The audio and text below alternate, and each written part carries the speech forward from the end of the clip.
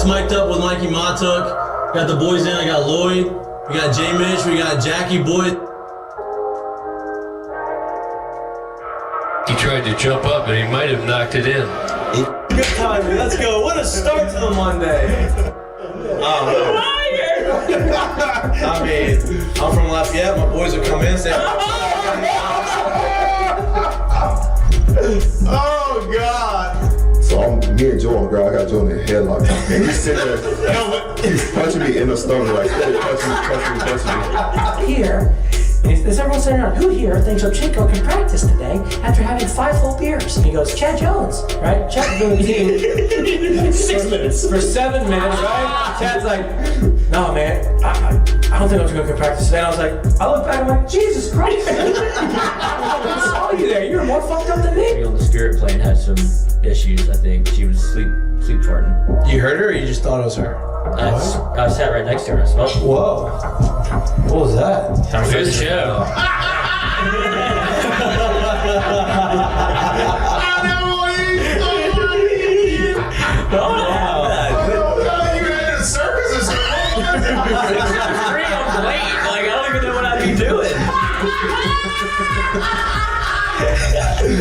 Now, when you do go to spring training, are you going to bring your chinchilla and your turtle?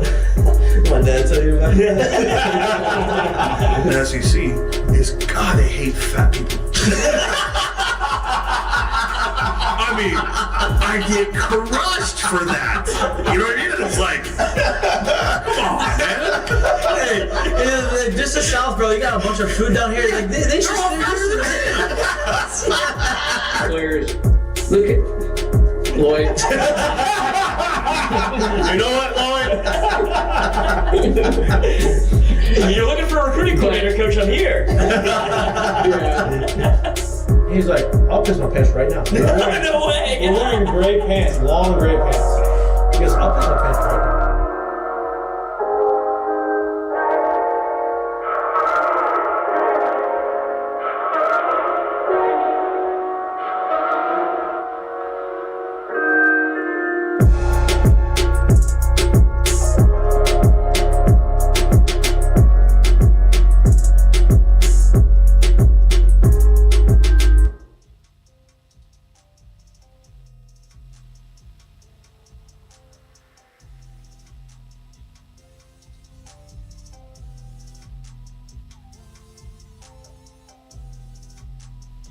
Hello. Welcome back to Mic'd Up. Today is Friday, July 19th.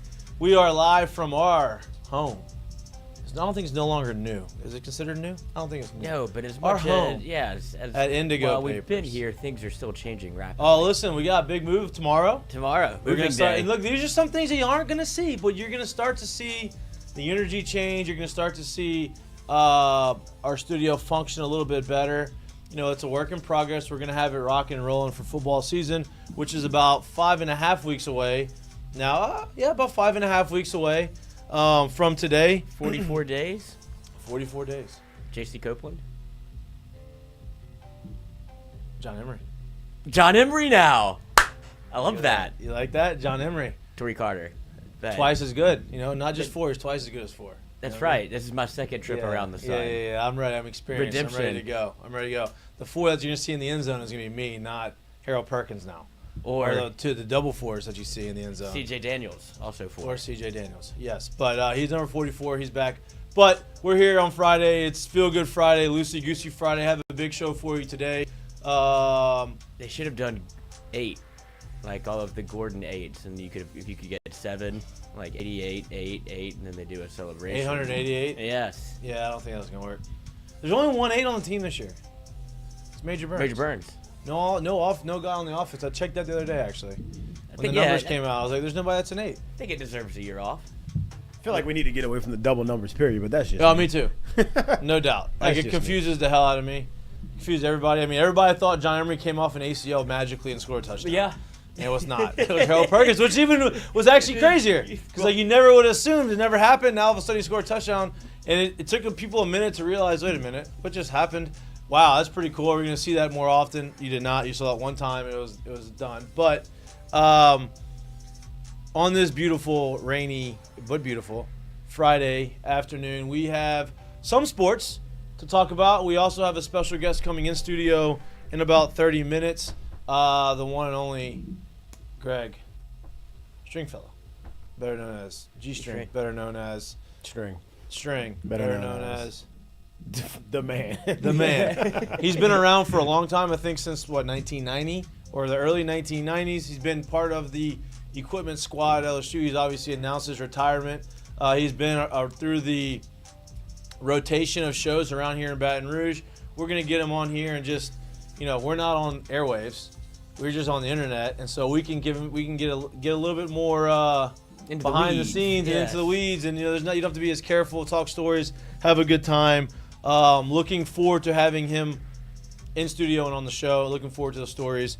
The British Open started yesterday.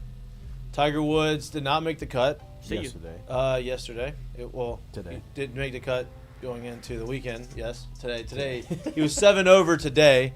14 over for the tournament, does not make the cut. But British Open is the last major of the year, not counting the Players Major, which is like the 5th major, which is not technically a major, but kind of a major in the players' eyes. And Tiger didn't, he didn't make the cut. He still is qualified for next year, Colin. He's going to come back and play again. Always. And he should. And again. And you know what? If you ask him the question, I hope he answers it with he throws the mic at your face. Because if he wants to be there until he's 75, he could be there until he's 75. Certainly until he's 60. Certainly until he's. And you know what? If he said, "Hey, I want to play until I'm 65," they're probably gonna let him play out there. Yeah. Because he's Tiger Woods. Uh-huh. But he doesn't make the cut. Sam Burns, LSU golfer, makes the cut. A lot of Euros at the top of the list. It's a links golf course. They are used to playing that, obviously being European golfers. So we'll see what happens with that. Yesterday, there's a lot of things that are happening around the world. Obviously, you had Donald Trump speaking at the Republican National Convention. But outside of that... Rudy took a tumble. I saw that. Rudy Giuliani fell down. Well, I think that was 2 days ago. I think that was a few days ago. I think he looked like he was on the sauce. Maybe. Look, it was a long week for those guys, right? Drinking a lot. I'm not talking about politics. I'm more talking about on Wednesday may have been the worst sports day of the year. If you really just boil it down and you think about it, baseball was in the middle of their All-Star break. The All-Star game had already happened, so there's no games being played, no All-Star game being played, no events happening. You have, I think the WNBA is on their Olympic break, I believe. Yeah. You have football, who hasn't really started yet. I think the first camp started 2 days ago. Tuesday or Wednesday. Yeah, but there's really nothing happening. There's nothing happening on day one. Basketball, obviously nothing happened. Hockey, obviously nothing happened. Olympics haven't started. No tennis. Like last week, at least you had Wimbledon. Now you have nothing. So it's like, man, Wednesday may have been the worst sports day of the year, but we're here with our personality and our energy. They say no day is off. All the conversations that we have had that people are probably trying to have. It is the start. It is actually not really the start. It is right in the thick of lists season. Like, this is the time, the next 2 weeks, where all these crazy lists start to get posted by, us, people like us. We don't post lists. I hate lists, but we're going to post it. We're going to talk about them now. We won't make a list, but we'll talk about it. We'll scrutinize the shit out of your list. Yeah. No doubt, because that's what you do. You don't have anything to talk about. The list that everybody is up in arms, I think, is it the NFL or is it who? It's an ESPN list. It's an ESPN list. They dropped a list of the top players of the century. Is that what it was? That's what we were talking about. I'm not exactly sure if it's the century.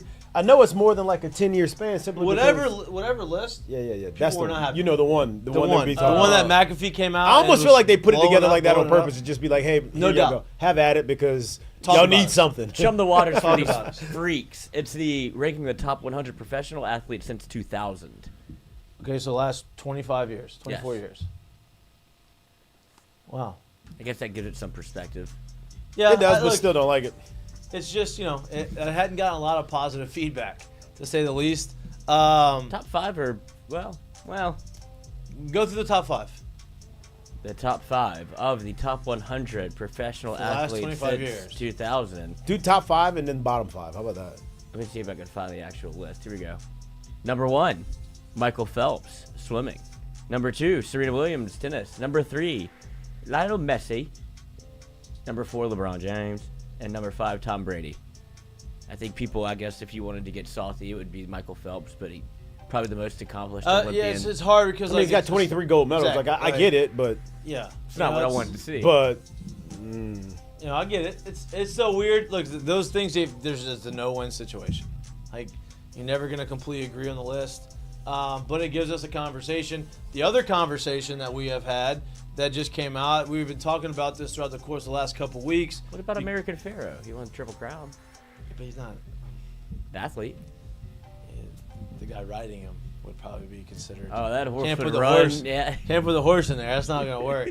But the other things that have been coming out recently, obviously SEC media days were last week, and so now you have all of these pundits, all of the media personalities and the talking heads are coming out and saying, hey, this is who we're gonna predict the order of the SEC, right? Some people have had LSU as the 8th best team in the SEC, 9th best team in the SEC, which in our eyes, a little confusing, right?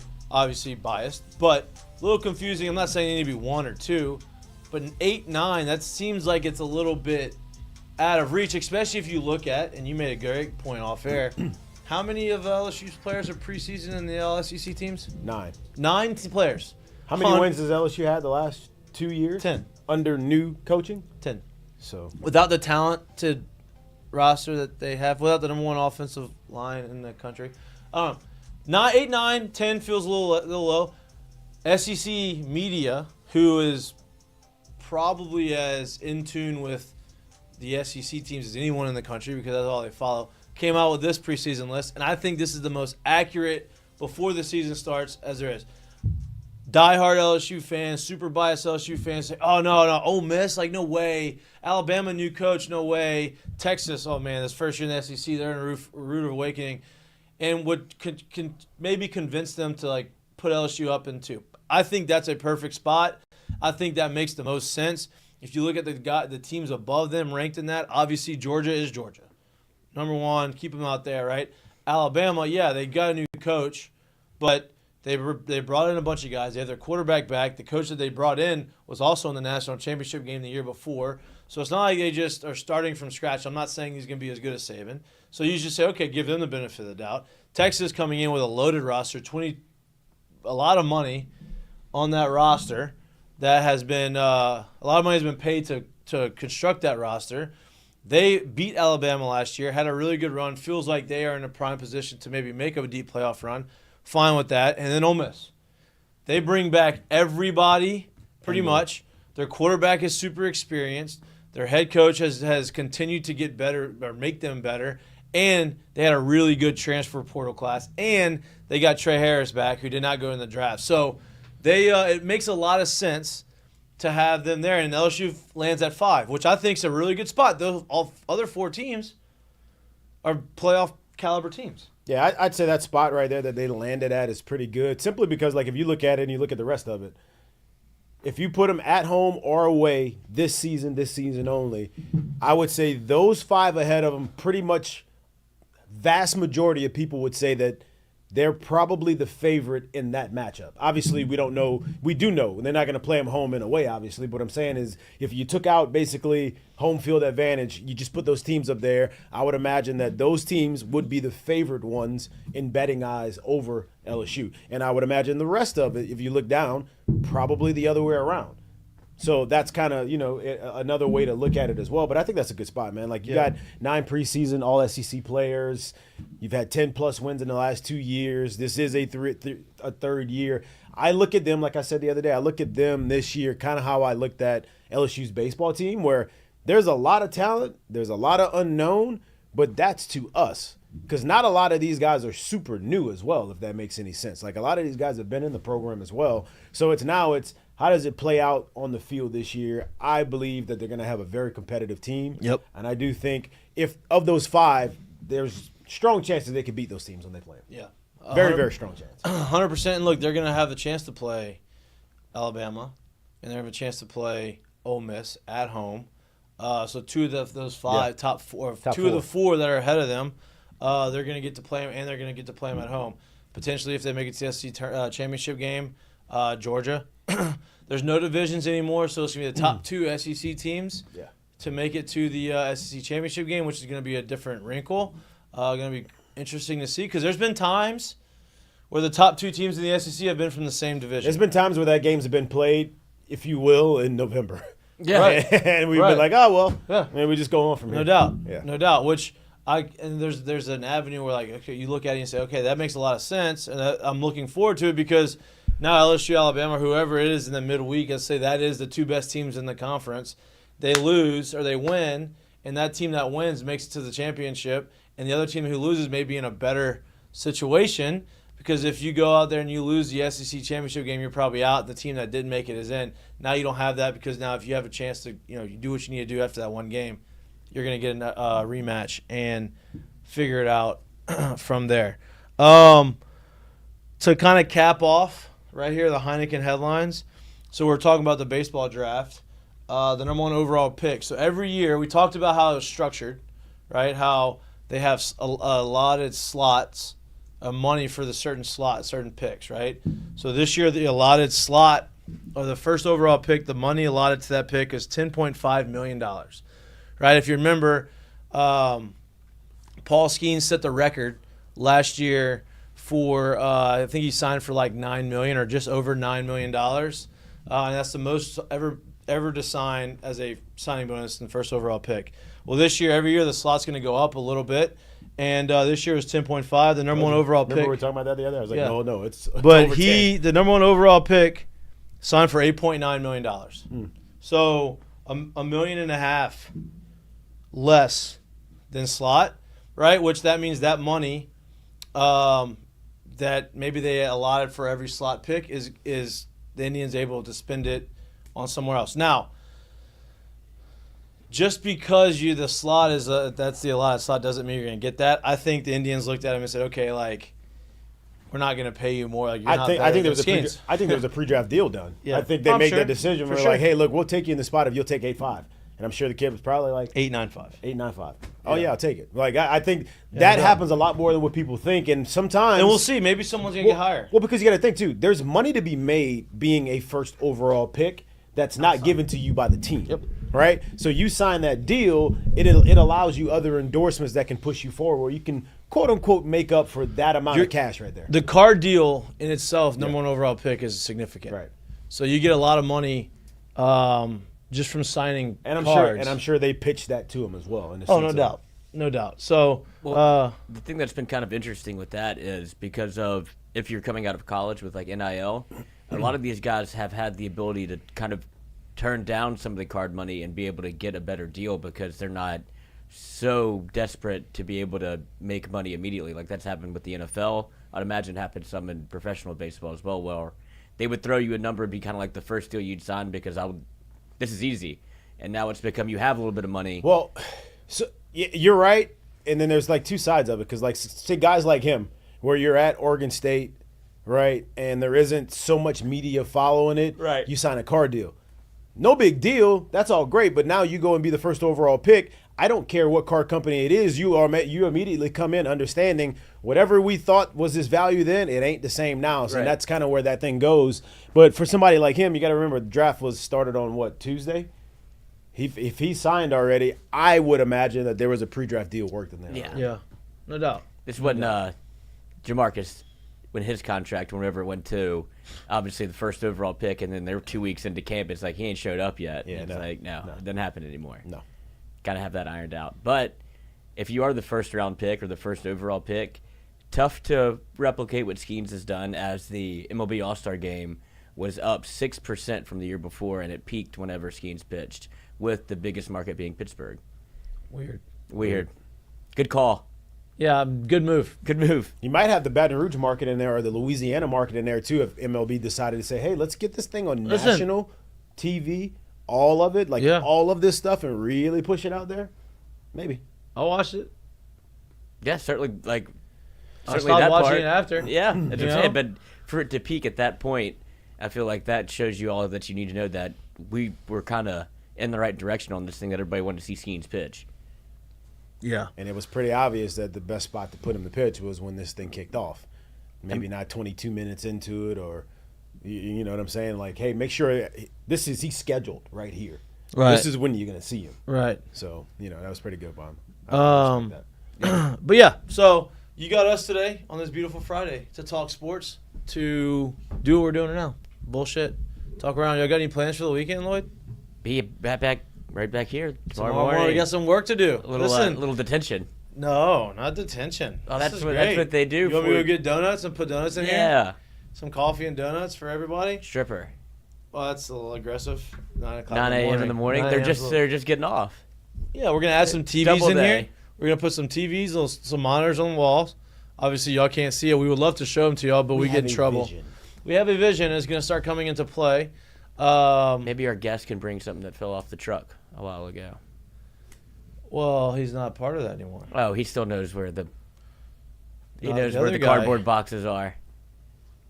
Well, you didn't tell him beforehand. You got to let him know, hey, can you pick something up off the truck if it fell? Yeah. To bring it in. But Never you been didn't. in that privileged group. I feel like it's a one-way mirror. You always want to be in, but you got to earn it. You What do didn't you earn mean? it? No, I don't think I have this. I think a lot of I former hadn't gotten players. it. Listen, the I just want a football. equipment room is a Big pretty impressive place to be. It's a sacred place to be. They built that thing into a nice It looks like a little Dick's. little boys club in there. Looks like Dick's Sporting Goods. It is, and it's just walls and I think walls. it's a little bit better than Dick's, honestly, doubt. when it comes to actual football gear. Yeah. It's like the Matrix. Whenever he gets all the guns, like that's what it feels like when you walk in there. But it's just LSU equipment. Yeah, well, equipment. Then you got like the polos. Yeah. That's the Dick side that I'm talking about. Like you go to the polos and you go to like the shorts and the workout stuff, and then it's The impressive. ones that you never see, like on sale. It's like, oh, this is Yeah, where then you all see the cool then you ones see are. then you see the wall of cleats.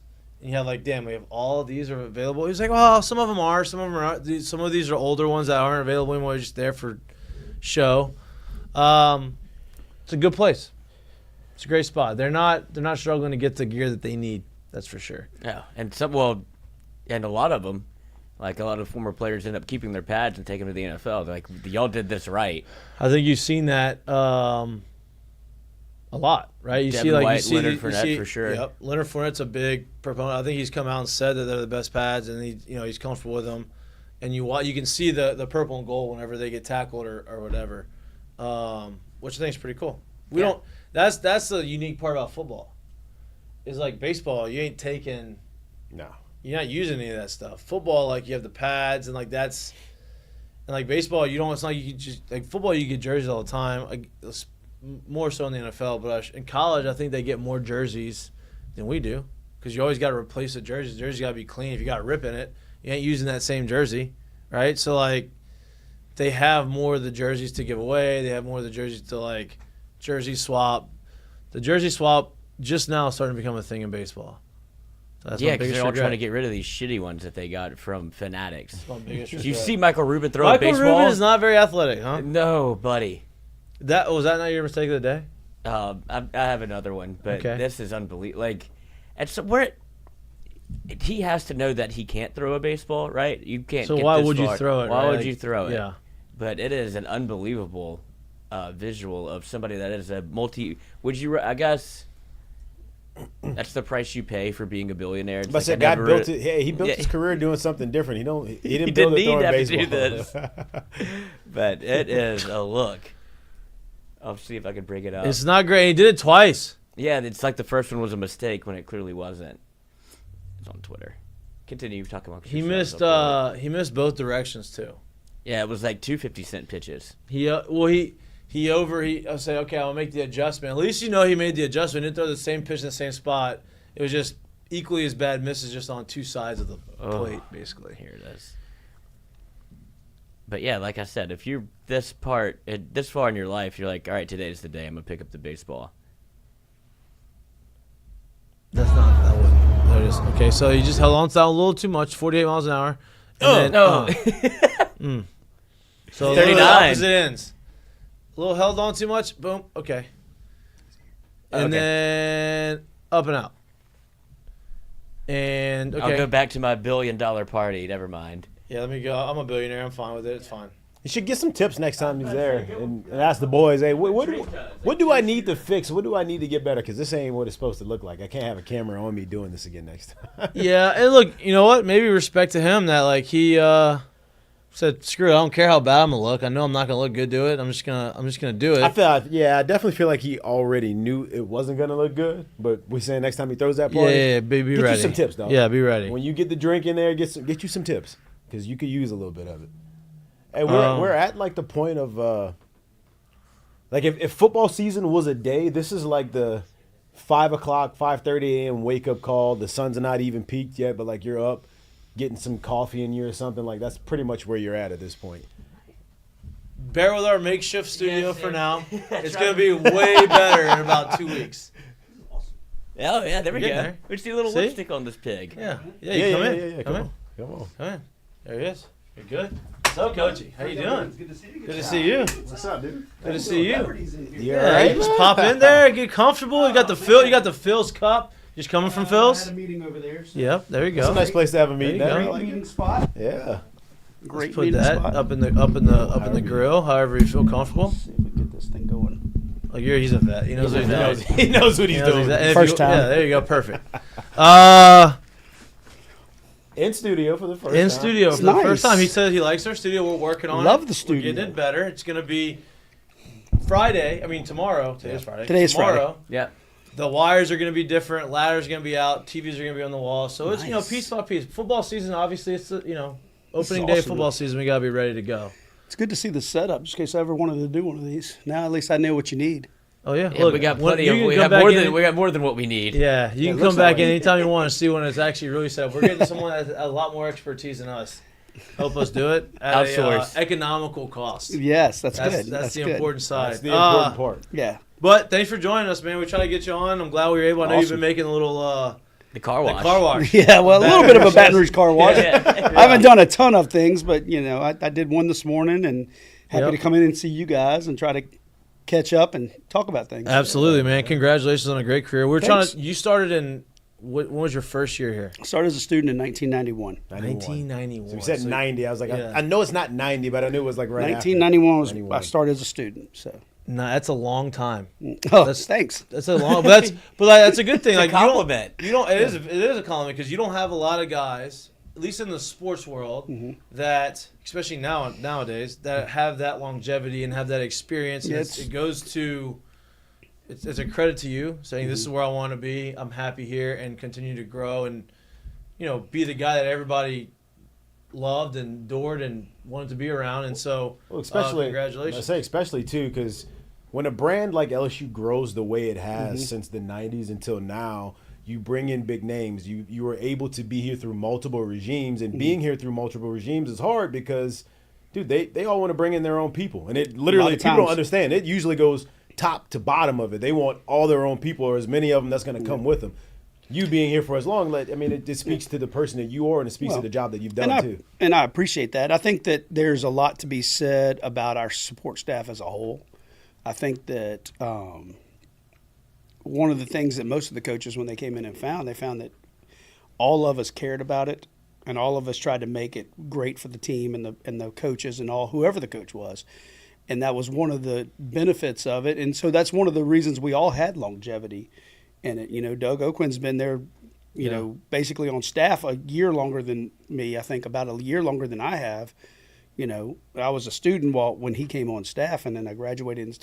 So he's still there, Marucci, he came in right before I got on full-time staff. He's still there. You get the people like that support staff wise are there. Moffitt came in 2000 with Coach Saban, and he made it all the way through to recently till he got moved himself to A&M. So it just goes to the testament of the support groups in the building that it wasn't just me, it was all of us. We tried to do our job to the best of our abilities and make whoever it was sitting in the corner office feel good about it. And the same thing with the AD, try to make the AD feel good about it. And that was, I've been there for multiple ADs, multiple coaches. So, and we all have. And part of the system is that that you care about LSU and you do your job great, then people care to keep you around. You know, it's crazy. You talk about multiple coaches. So 91. Curly you were Holman. there. Yep. Curly Holman. And then you went from Curly Holman to DiNardo, DiNardo. to Saban, to Les, to O, to BK. Brian Kelly, Yeah. right? And you've got not only That's coaches. incredible. It's an unbelievable Kinda stretch, wild. right? Because Kinda Curly wild. Holman, like That's incredible, People forget, man. like that's It's a long time that ago. long time, but also not that long ago Yeah. too. Like when you really think about it, Yeah. and like your quarterbacks. I think was Jamie Howard there when you He first. was- he when was you, there. Yep, and then you just go from there, from Jamie to Herb to Rohan. Oh man, the list of characters is extensive. It is. It is. It's pretty impressive is. because you've been around some impressive guys. You've seen some really talented guys. Absolutely. Coaching staff wise, player wise, work their way through it, mature, maybe come in as a freshman and you're like, damn, this guy never going to make it. Then he leaves and he's like, damn, this guy's a Hall of Famer. Yeah. Right? There's a lot of that happens. Right? Yeah. Some of it is growing up too. Some of it is just, everybody when they get into college as an 18-year-old knows everything. Right. Yeah. They do. I mean, you two guys experienced it. You guys come in. I'm not saying you specifically. No, did. Mikey right. did You've it all. experienced Yeah, it. Mikey. I wasn't going to talk bad about Mikey today, Jared. I was going to kind of focus on you a little bit more. you can talk shit on him. That's Still be fine. deflected. That's all I was really doing. Yeah. So, no, but I mean, but you get some guys that come in that are pros from the day they step on campus. And then you get some guys that come in that need to be educated and, need to grow up, need to not be babied anymore, need some of that tough love. So all of that is part of the progression of getting anybody, even the greatest, to go through it and do it. And I mean, there's like you said, Hall of Famers. I've been to our two most recent NFL Hall of Fame inductions, and I mean, I've gone to Canton. Those guys have invited me up there. It's great. It's great to see those guys, and I think that those guys are just the beginning of just on the NFL Hall of Fame side. Yeah. We're not talking about College Football Hall of Fame. I went out to Kevin Falk's thing at College Football Hall of Fame, one of the greatest. So they're all those. It makes me old now that I know people that are retired and in professional Hall of Fames or College Hall of Fame, but it also shows the experience. You think about the guys that Mawai and Faneca, who just got inducted into the NFL Hall of Fame. They were the 90s guys. Kevin Falk, he was early, late 90s guys. These guys played in an era when LSU wasn't Right. necessarily at the top of its game. Right. So you think that we grew it from that time in the early 90s to, like they've said, the golden era of LSU. You think from 2000 on has been a significant era in LSU history, and I'm proud to have been part of it. I really have, and it's been enjoyable. And I've seen the 2-9 team and the however many and O team. I can't even remember how many it was. 15 and O team. Yeah. Seen both sides of it, and it's all that is educational to me. And a lot of people think it's just like it is today, or just like it was in 2019. That's not what it was like. There was some tough going. You didn't get a free pair of shoes every week, Jared. So. Yeah. I was just talking about that. Yeah. I was talking about that. Yeah. No, I'm so glad you brought that up, man, because there's so much stuff that's happened. Like even from when I showed up on campus to where it is now, no matter if it was the golden era that started, but to where it is now, it's still it's picked up and it's never dropped off. Yeah. When I think back and I'm looking at it, like we're gonna get into some lists. We got like a list here we go. talk about with you later. We'll get into that because this is like the middle of list season. Yeah. I want to ask you though. I mean, with time brings perspective. Right? Oh, absolutely. And you've spent a lot of time in the program. Now you're freshly off of moving on to your next endeavor. Yeah. But have you ever been able to kind of sit back and like think about how unique your time that you spent in the program has been? Not trying to put it not trying to put it with a cherry on top of it or anything like that, but more of like when you go back and reflect. When I reflected on the opportunity to make this move, like the things that I've seen in my 30 years and things I've experienced and the people I've met, to say, hey, I'm going to try something new and I'm going to lose that avenue and I'm going to lose those people and I'm going to lose that perspective. In a way you are, but in a way you're really not. Right. Yeah.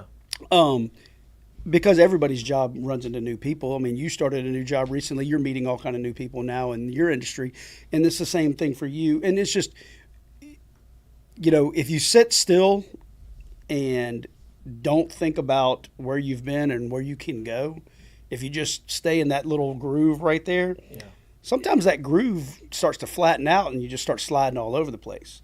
But if you can stay in that groove and feel great about it, then you stay in it. Yeah. And when you do get to a part of the groove where it slides around and there's other options, you look at them, you know. And that's where it is. Yeah, the perspective of what I've seen and what I've experienced and the coaches and the staffs and the athletes that I've been around is incredible. I mean, people that when you're 25 years old at LSU and you're fresh out of college and you've met some cool people because of your job, but you also remember the years before when you were an LSU fan in the 80s and those people you looked up to, now you have their numbers in your cell phone. They call you. They congratulate you. Those people think a lot about you. I didn't work directly with a lot of these guys, but, I mean, I didn't work directly with you at all, hardly. I mean, we got a relationship because I was around and I did things to help the program, but you and I never handled your gloves or bats or any of that stuff. But you meet these people, and it gives you perspective on what you were able to see. And that's the kind of the cool part. The cool part is to have people that you really didn't work with on a daily basis, but you had a great relationship with them. And then it just moves on from there where that continues. And that's a whole new world that grows every single day. Talking about perspective, right? So you're moving on, and I want to get into that a little bit, right? I don't want to get into it right now. I want to talk about you first, LSU, and then talk about what's next, right? Mm-hmm. So, but on the perspective side of things, you've been there since '91, and you're leaving now. You've been through a lot of successes, a lot of failures, a lot of coaches. You learn something along the way, whether it's directly, hey, they're talking to you directly, and it's like learning lesson, like, okay, I probably should pay attention, or from afar, right? And then when you move on, you take those lessons that you've learned and you apply it to your life and whatever it is, because they're all applicable somehow. You went from the 90s where it struggled to the golden age, and you saw it, ascend.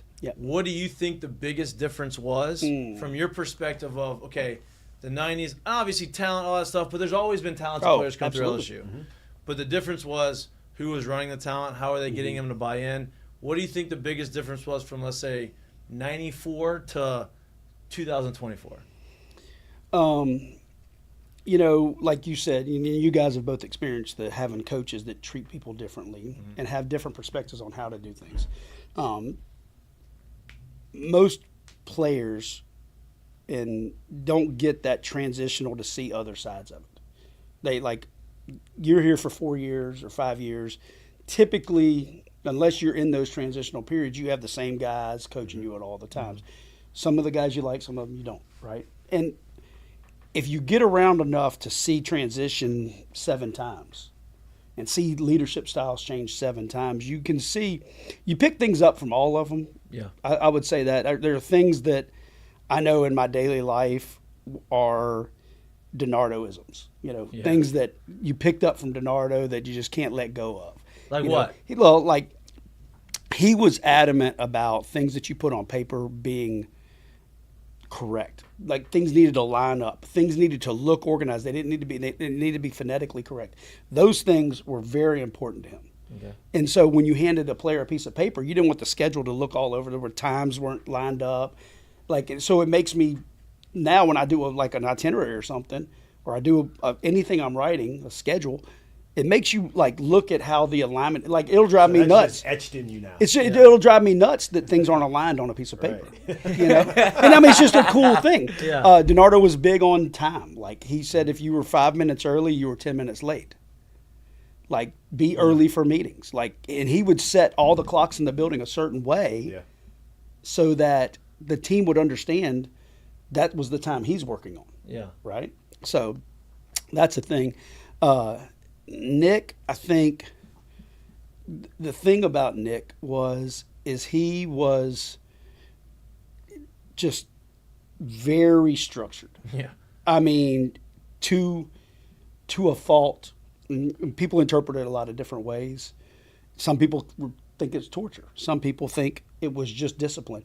There's a middle ground in there where you find yourself. I know from Coach Saban's days that I could get yelled at by just about anybody right now, and I understand it. Yeah.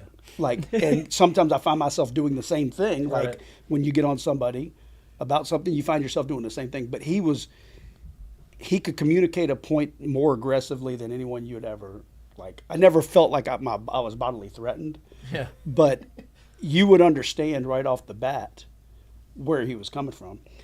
Some of the stuff he did, though, he would get on you because you were standing close by, whether it was your fault or not, Right. so that everybody would know it, so that it would set a tone. And sometimes it would be just to set the tone for practice. Yeah. Sometimes it would be just you walked by him. Oh shit. And He's talked about that kind of stuff a lot more open recently about No, how he's honest about it. He gave a lot of messages through whoever it was. It wasn't That's right. necessarily directed at you. That's but right. I needed everyone around. I to want know. everybody to understand where I stand on this. And you would get that. And I've gotten it plenty of times. And so has everybody else. We, as a support staff, you sit back and look at some of those stories, and, I'll get on Moffitt about something that happened to him. He'll get on me. It's kind of fun in a way because you experience it, but it also makes you realize that not every time in the real world, every time somebody yells at you, it's not necessarily that you just screwed something up. Right. Sometimes it's to set the tone. Sometimes it's for the big picture, not necessarily just you're screwed up. Yeah.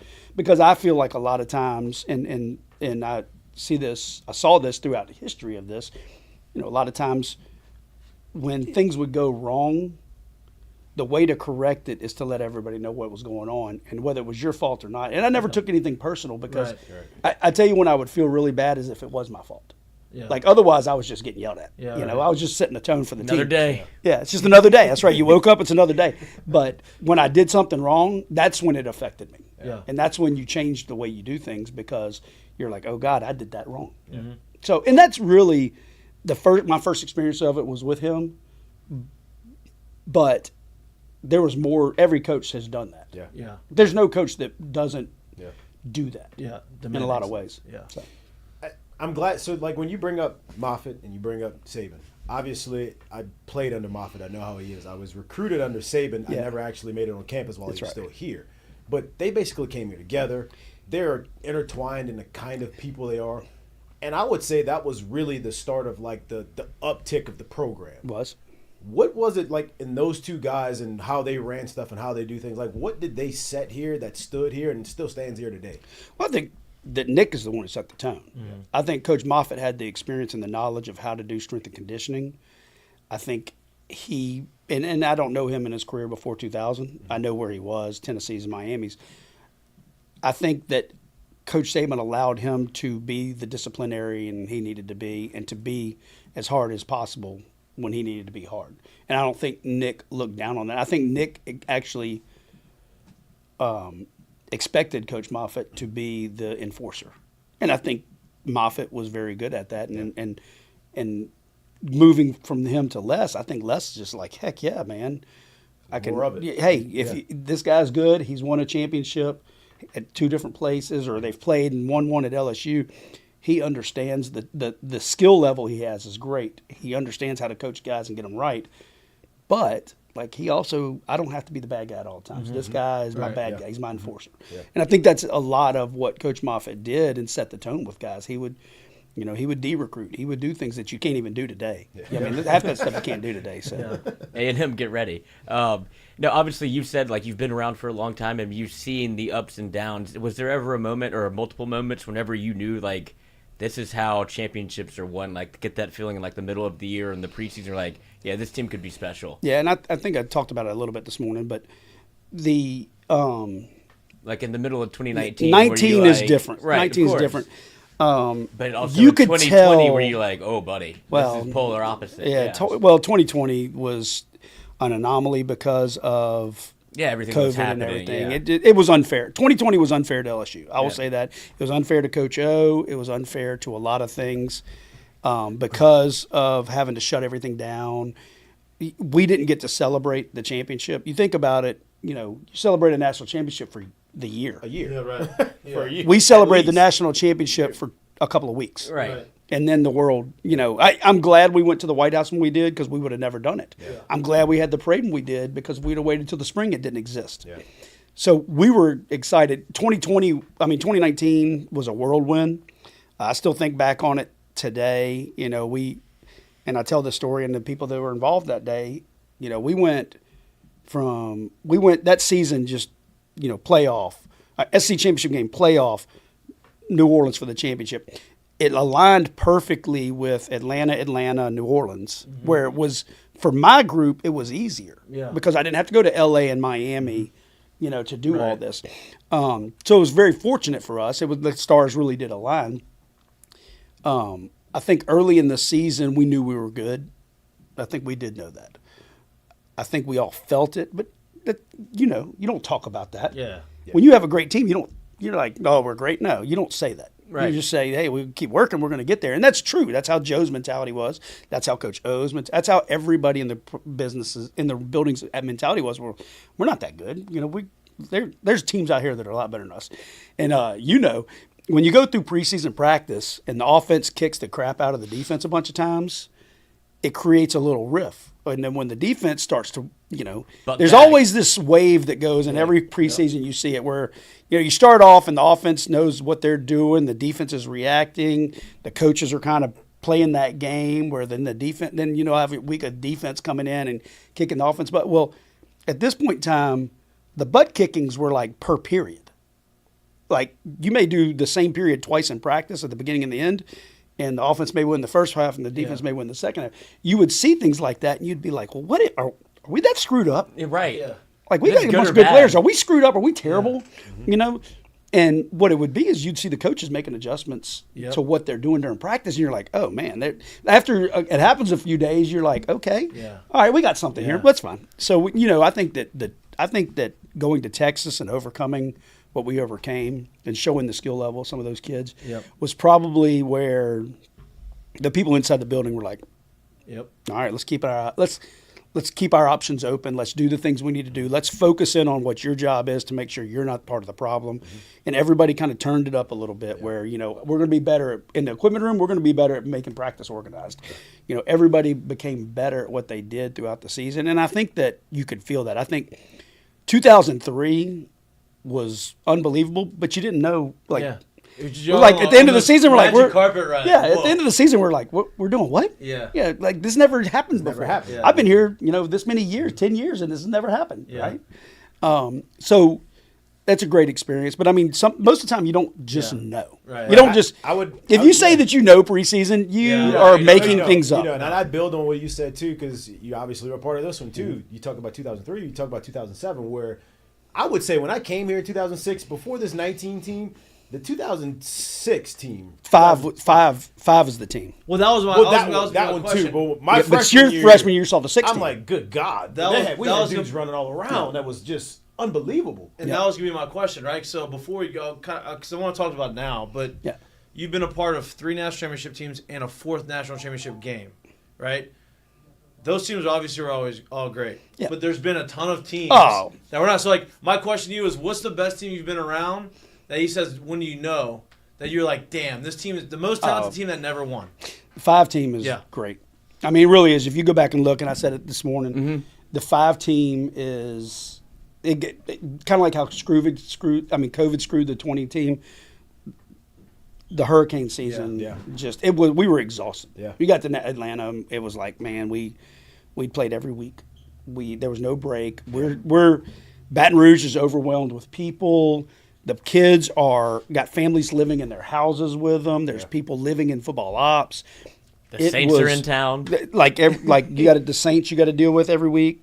I mean, not that was bad. That was great, but I think that there was an exhaustive toll at the end of the season that we could not overcome. Yeah. And I think you saw, like, when we finished the season, we were like, we killed, was that Miami in the Peach Bowl? Uh-huh. We felt like we were looked down upon, like that they did us an injustice by sending us to Atlanta because we thought we were a great team. Yeah. Yeah. And we did, and we were a great team. You look at the players that came out of that team. Yeah. There's a NFL roster on that team. It's kind of like when you look at some, the 07, the 11 team is an NFL roster. Yeah. So 11 team, it's probably, I think that it had. Y'all's too deep on the defensive side. I think everybody on the team. I'll say this till forever that and the public knows this because they saw it last year, that if you don't have a too deep defensive line. Oh yeah. Like you can have all the greatest receivers in the world and the greatest cornerbacks in the world. You have a great offensive line. If you don't have a good too deep defense, I mean, our 3rd team guys got drafted in the 1st round. On that team. Yeah. Yeah, 2011. There were some third-team guys that got drafted in the first round, or first 2 rounds. Yeah, crazy. It's wild. Wild. That's how talented that team was. I think that it was a lot of missteps led to where we were. Yeah.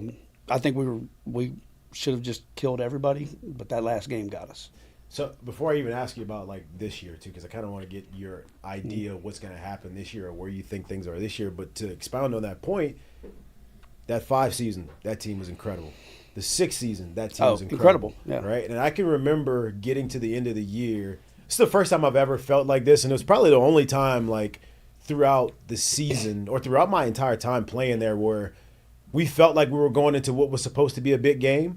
And then when we flipped on the tape on Monday, it was like, these they guys don't belong on these the guys field. are junk. So that 6th year, we went into the Sugar Bowl, and we're playing that Notre Dame team that had Brady Quinn and Jeff Samardzija and all them dudes. And the first time we flipped, I swear it was the entire room was like, ain't no way this is what we about to play. They don't even belong on the field. And we went out and played the way we did. Yeah, so when I go because back we to got relaxed. Exactly. So when I go back to like that 2017, like you don't know, right? Like you have a good team. Yeah. I knew we weren't as good as we were in 06, but like I knew we had a good team. Yeah. And then we go out and we played at Virginia Tech, which was a college game day here, and we did what we did, and that's when That was awesome. That was the first It was time we were fun. like, Is that the Keelan game? Yes. yeah, that was the first time we were like, oh shit, this is a little different. Yeah, we got something A little bit here. different, yeah. So like There it was a works play like that that. didn't work that game. It does work like that, and it's Yeah. funny. So No, like it is. 19, like you said, it just pops on you. What do you think about this year? Like, where do you see this team going? Because we're seeing all these people sit here and say like they got no shot. They're not that good. We don't know where they're going to be. And I'm like, I know there's some unknown here, but you are a coach that's been traditionally really good everywhere he's been. You got 12 teams that can get into the playoffs now. Yeah. They've won 10 games 2 years in a row. You can't possibly think that they're nowhere near that top 12 somewhere. What do you see over this year? I'm not well involved with the roster, and I haven't been for a while. I can tell you that Coach Kelly has got a plan, and I think that the coaching staff he's built is incredible. I think it shows his commitment to Louisiana, and that by the you go down that coaching staff, and you know that it's people who care about LSU and Louisiana. It's not just guys that you're bringing in. I think, and that's important. I think Coach Kelly made great decisions on those guys, and you're seeing it in recruiting right now. Yeah. How it feels like what we've felt here before. Yeah. I think on the backside of that, you have some leaders on that team that love LSU. The greatest teams that we've had have people that love LSU in the leadership roles. I mean, because you're going to get kids from all over the country. It's any sport you have. We're a national brand. You're going to have people all over. I think the portal and all the things that go into that distract from kids that want to play for LSU. And you get a kid like Garrett Nussmeier who does what he did, who fought the battles and sat and waited. Kind of reminds me a little bit of Flynn. There's some Flynn there. Yeah. And there's a couple other guys that have sure. done it. But you get a guy like Nuss, and he's committed to LSU. I mean, is he Joe Burrow? Who knows, right? Nobody's seen him play. But at the backside of it, he cares. Yeah. Yeah. And that's almost as important, and he's committed to doing it. Yeah. You get Will Campbell, who's, I mean, if you could compare him to Whitworth any more than people do, it's you saw what Whitworth brought to the teams in the 2000s. In that 03 team, what those kind of guys did to the team, and having a guy like Will on there is big. Perk. If I could go throw a dart at a city and pick a great player out of a city in Louisiana and just go grab a player that you think you could go to, say I'm in West Monroe, what position player and who you're going to get out of that thing? You're going to get the Offensive Whitworths line. and you're going to get the Will Campbells. Yeah. You go to New Orleans, you think of the players you get out of New Orleans. Who are you going to get? You're going to get like incredible skill, and if they're too big to be a skill player, you're going to get incredible athletes. Yeah. The Tyrann Matthews, Tyrann, when we recruited him, nobody in the country would really recruit him because he was too small, right? But Frank knew that he was a dog. Everybody knew Perk was going to be a guy, and Perk cares about LSU. He really does. And then, like in my interactions with him, and I'll say those three guys because I have great relationships with those three guys. And a lot of these guys in the building, don't know me and I don't know them, and that's just the nature of the way the world is now with the transfer portal. Yeah, of course. It's like it's like the sports that you guys played in baseball, where you're in a minor league team, and today you got this team, and tomorrow you got a different team. I mean, that's kind of the way that kind of plays out now. So the relationships are not as much as they have been, but there are a great core of Louisiana loving kids that, whether they grew up here their entire lives or not, That part's such a good like Nuss is a Louisiana kid. People don't think that, but he is. Yeah. He absolutely is. His mom's a LSU alum. Yeah. Perk, New Orleans kid. Even though he probably wasn't in New Orleans, he transitioned around, and that happened a lot. Will's definitely a Louisiana guy. So you get those kind of guys in, and it changes the culture of the team. And then the people that you're bringing in that kind of don't know, one of the things that I think Coach Kelly's done is try to grab as many great Louisiana kids as possible, even in the portal. If there's a Louisiana kid out there that makes sense, you grab him and you bring him in. And I think that brings the culture of the team to a certain level. I don't know if they can block and tackle, catch the ball. I haven't been to a practice in a while. Right. But I can tell you that if you build the right culture with the right group of people, the rest of the stuff kind of fixes itself, especially if you got great athletes. And so I think that's where this team is it's got a decent culture to it. I think you talked a lot about the recruiting side, bringing these guys in. I think we saw the evolution of Brian Kelly when he first got here compared to now, right? Hey, we're going to go and recruit nationally. We're going to bring all these guys in. And he won, but he didn't win the way he wanted to win. It didn't work out as well as he thought. And he's like, okay, wait a minute. Maybe they were right. Louisiana's a little different. Let me go make that and he made that adjustment really quick. And he's brought the guys in to do it. But the recruiting world in itself, you have to recruit the right guys, but it's changed. It's evolved since you totally got there. Different. I mean, 90s to 2024, completely totally different world, right? What goes into that for y'all in the equipment room, right? Because these guys are coming in and out, and it's a show, right? You got to show off. This is what we have to offer you when you get here. What is that? Y'all are a big part of that. Yeah, I think that it's kind of the way the culture is, and you adapt to the culture. I think that, yes, you have to put on a show now. Yeah, you got to have the flashing lights. Everybody got to get dressed up in a uniform, which never existed before. The playing dress up thing. You didn't even get to put on a pair of cleats. I will say, you couldn't even touch the stuff. I would say the playing dress up is probably the part that is the most stressful on the equipment staff on recruiting weekends, because you have the jerseys. Well, the thing is that everybody that walks in the door wants to put one on. I don't care if it's mom or dad or the brothers. Everybody wants to put them on. It makes it very difficult to keep up with the stuff and kind of get it organized and keep it clean. And it's all the time. Yeah. And I think that's probably, when you talk about the difference of things that stress people out, you have to be on at all times. The other thing, and just like I said, your first day in June when you got to campus, you had signed. You come in June, you're like, hey, I'm an LSU Tiger. I feel good about it. I'm going to get gear. This is going to be so much fun. 6 o'clock in the morning on the first day of freshman report, you walk in the locker room. There's a pair of shorts and a T-shirt and some shoes. You got a pair of cleats, a pair of tennis shoes. Here's your bag. And before you can get dressed, because these guys are all walking in the door, Mr. Big and Bad off of high school, I'm a recruit of this, I'm a recruit of that. Well, before they could get their bag and get to their locker, Moffitt and his crew are blowing whistles, hitting air horns. They're yelling at them. You were committed. You were ours. Yeah. There was no like, I don't want to do this. I'm going to some other school at that day. And we de-recruited you that day. We brought you in. It's almost like the military when they bring you in the first day and shave your heads and stuff. That's the kind of thing that existed.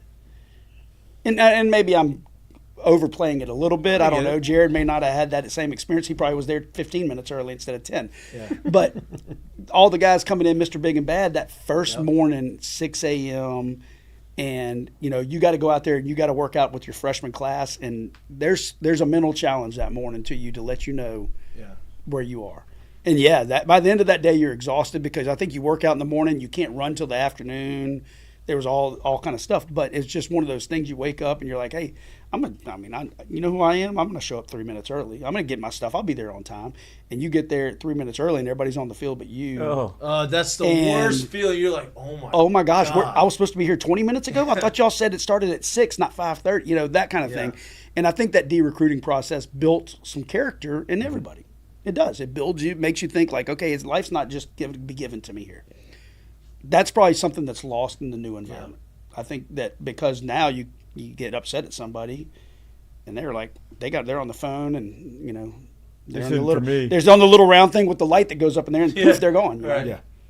Yeah. Say game sees game, like, and it is what it is. Like everybody, you're always recruiting, you're always on. Always. So like you said, you go through that de-recruiting process. You don't know who's tapped this kid's phone, who's been still touching on him, who's still been reaching out to him, who's still been checking in with him. And like honestly, like that's what they should be doing at this point because that's what the game is. Yeah, so, you got a whole staff of people just doing that. Yeah, me and Jared. So we're talking about lists, right? Okay. Right now it's a dead time of the year. Like, yeah. So top 100 recruits, all this stuff, right? So Jared came in because Jared's very prepared. Yeah, he is a prepared guy. So he comes in. He's like, hey, LSU is known for having like talking about athletes from New Orleans, like freak show athletes. Okay. Right. He listed out 5 of these. And I want you to add any more names to this list as you think, and I want you to tell me who out of these were like, damn, this guy, different level. So freakiest athlete. But no, also too, before you get, we tried to go where it wasn't like a whole bunch of dudes that just played with each other. Yeah. So if you have any more to add to that, that's fine. Yeah. But we wanted to go like kind of hit every decade. Yeah, just kind of like guys that didn't It's play hard. with each other. You know, I tell people all the time, I said it's hard because I've been there for so long. Right. I think guys in the 90s sometimes played in the mid-2000s. I forget where people are. Right. Like until Jared told me until he said a second ago in the early 2000s or the 05, 6 time, I couldn't remember if it was like teens or whatever. Yeah. Like it's just hard. They all mesh together. Y'all all run together. Yeah. And it's not in a negative way. It's just it's kind of just broad. We always make this joke. We've always made this joke. Especially at a program like this, like everything about it runs together except for like the national championship team. Oh no, that's the only ones you're like I significant. can name out dudes on that team, and everything else you just like, bro. I don't like joking around. I'm like I don't really know exactly what years Bregman was here. You know, that's exactly right. I don't really know. You know, it's bad, and we were talking about seasons and stuff like that before you get to your list. Yeah, no, you're good. When I got here in the '90s, where the weight room is now. And I'm talking about in Tiger Stadium, not even football ops was a grass football field. It was, of course. There was a hallway that led down the hall to the coaches' offices. Coaches' offices are where the weight room is. In that hallway, they listed 8-win seasons, 9-win seasons, 10-win seasons. I think there maybe one 11-win season, maybe. I think there was only like in the early '90s when I was here, 2 to 3 10-win seasons in school history. Wow, that's crazy. Now. Everybody's mad that we had 2 10-win seasons in a row. We didn't do anything. Yeah, like you didn't do anything. You just won 10 games. In '90s, when I got here, we would have killed in the early '90s for a 10-win season. Yeah, we wouldn't know what to do with ourselves. And I've watched that transition go up where the expectations were just beat these teams and hopefully win 6 games. There's no more. There's no more 8 season wins aren't even. That's like people. You don't even put a sign up for that anymore. What's so important about what he's saying too is that hey, you still get the same 12-game slate.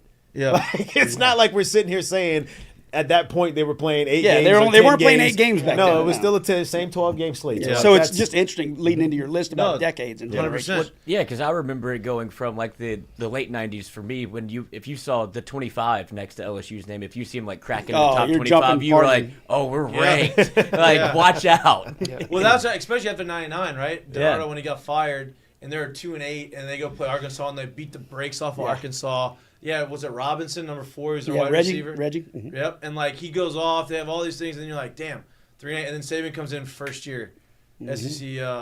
Was it? No, 2001. We went Sugar Bowl in 2000. Yeah. Which is also something that's like, oh my gosh, we got to go to the Sugar Bowl. Yeah, right.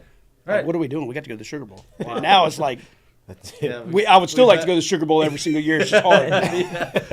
They're on the you say that they're on the spectrum because you got to win a bunch to get to the Sugar Bowl. You got to win even more than you used to. No doubt.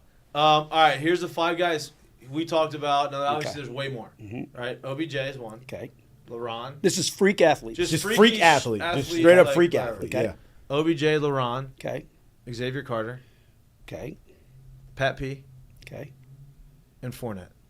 Those are the five that, like I said, this is probably going to like the early 2000s to like now. No, there's probably one more.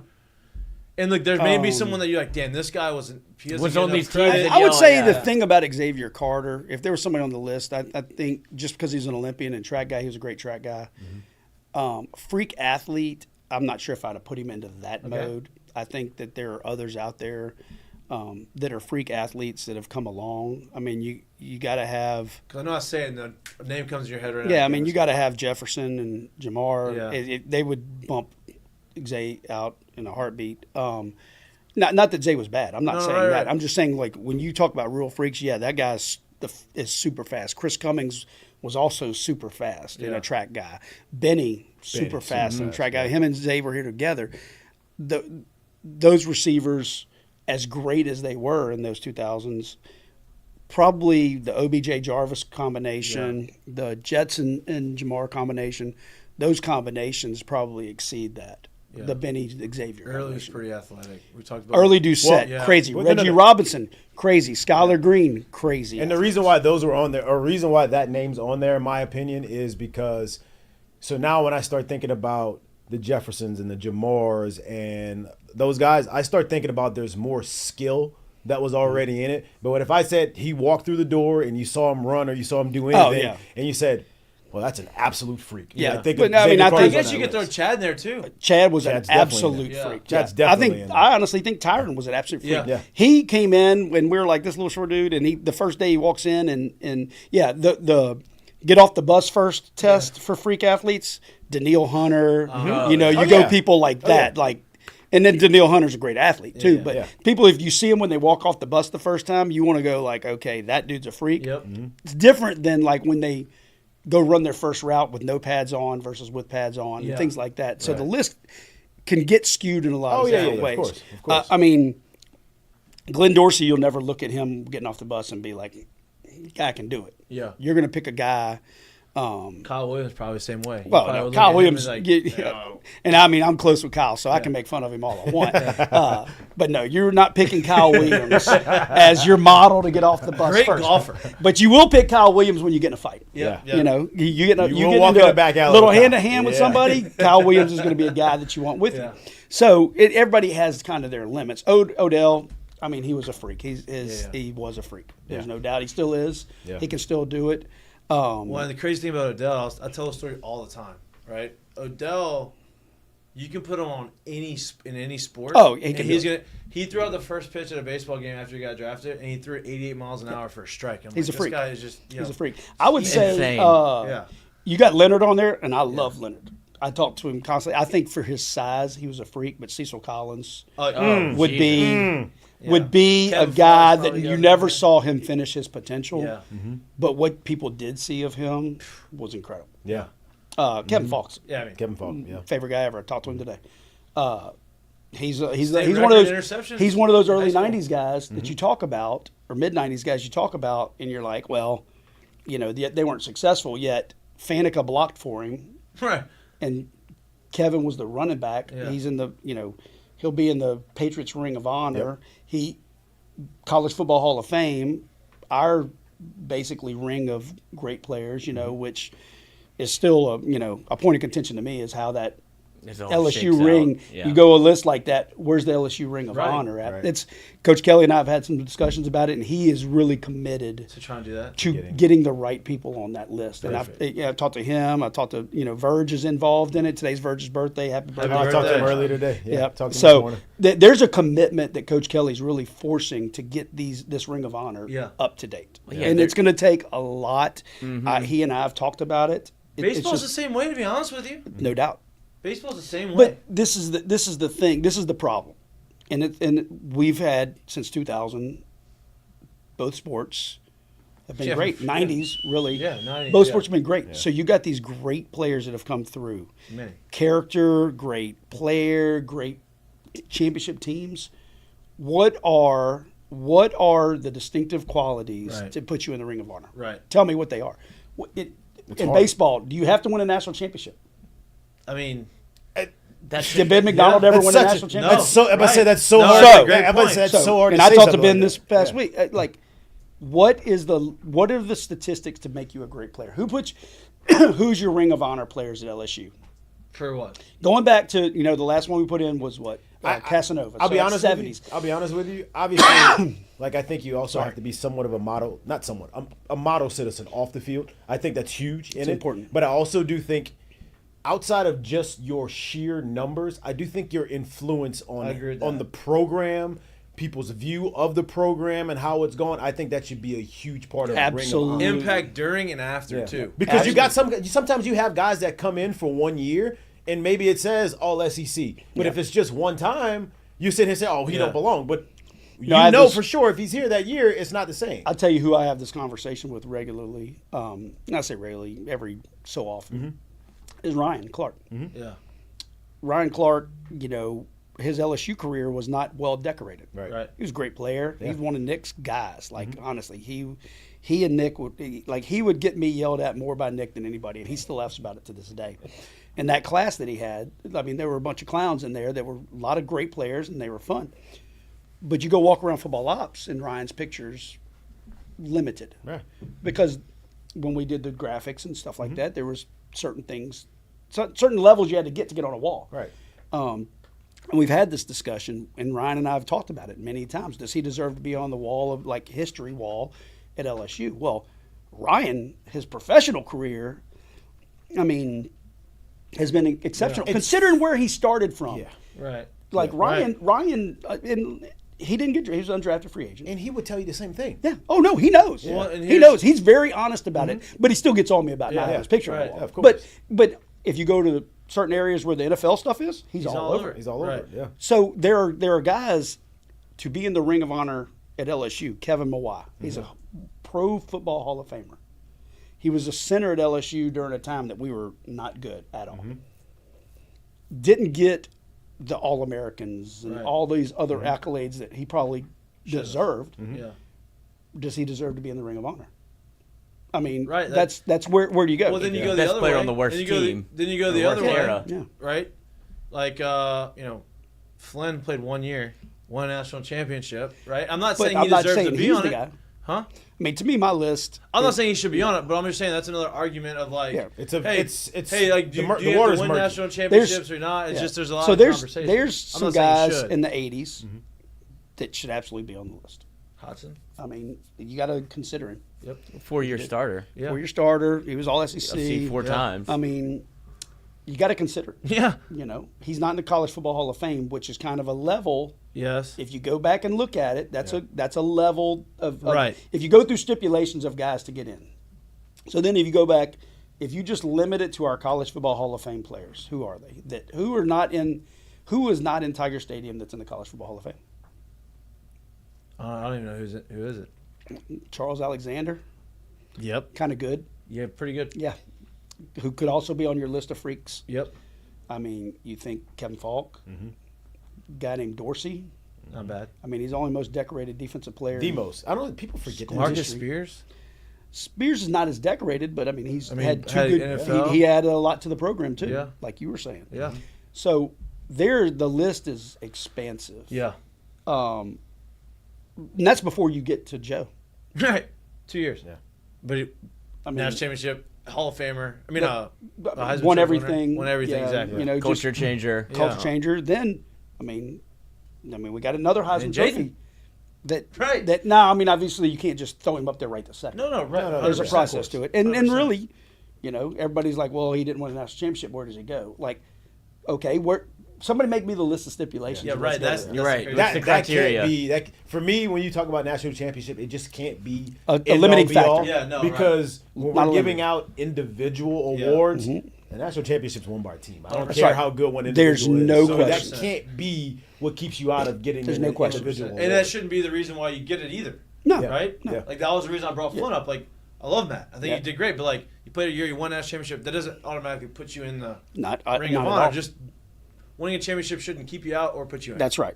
I mean, if you Yeah. think about really honestly, Billy Cannon, the year he won the Heisman and all that stuff, was not the year of the national championship. It was Right, the next it year. was the next Right. year. Yep. So automatically, whatever significance he had, Yep. yeah, he played on the national championship team, but the year he won the Heisman, he didn't win the national championship. Yeah. Yeah. So there's a lot of ways to peel it, but I think that it needs to be peeled. Yeah. I mean, that's where we are. Yeah. You know, It's funny, man, because Baseball side's a whole nother. it's question. because man, when it's you've so gotten crazy. when you've gotten to this sport, dude. To this school. Yeah. It's unreal the names that can just float out of your mouth of guys who not only were good here, but good when they left here, good in both, and you stuff don't- like yeah, that. think Just about- guys you don't. It's just hard. Think about names. It's a you big forget, list. People forget about Eddie Kinnisons and like. One of the People greatest. forget about Like, Dwayne Bowe. I would never forget, dude. I Yeah. showed up here on campus and dude that's 6'4", every bit of 235 Enormous. running. Coach, The way that Dwayne Enormous. Bowe ran routes, I was like, bro, Listen to what me. is that? When Dwayne Bowe was here, I was coming to the high school football camps. Yep. Right? It's like I was trying to get recruited to play football here, and I was walking, and you would go there, and y'all were practicing. That's right. It before we happened were at the in. same time. That's right. And so we're outside, and I see this dude, shirt off, back turned, dreads. I thought it was Tyson Jackson.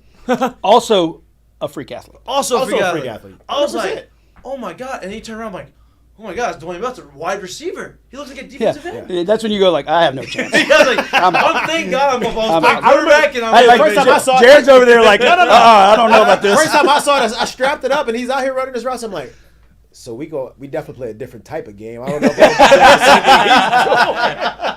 I mean, Jamarcus, freak athlete. right. He was. Yep. Right. Yeah, he I was. mean, there's a lot of that. I mean, I'll never forget that. When Yeah. you said Dwayne Bowe, I looked at him like, this is not Dwayne a wide Bowe's receiver. awesome. He turned around, I'm like, this is Think about that class. Buster When you Davis. talk about classes, Buster Davis, Dwayne Bowe, Jamarcus.